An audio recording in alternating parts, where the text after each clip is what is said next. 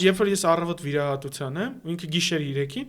արի հիմա բան ենք անում, կասիչկաներ ենք կապում, ասում եմ արի։ Բայց դու հասկանում ես, որ կյանքի այդ էտապն է, որ ես ինչ անեմ, ինքը չարություն չի անում։ Ինքը մտածում է ինքը լավ բան է անում, ինքը papayin կասիչկա է կապում։ Ես չեմ կարող իրա մեջ էդի կոտրեմ։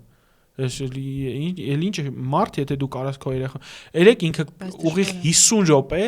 իմ ձեռի ժամը ուզում էր կապել իմ ձեռքին։ Դու կամպերատար նստել ես։ Ինչ անեմ։ Ունեիք ժամանակ։ Թե չունեիք sense ներս խաղալու ժամներ, հա։ Հա ինքը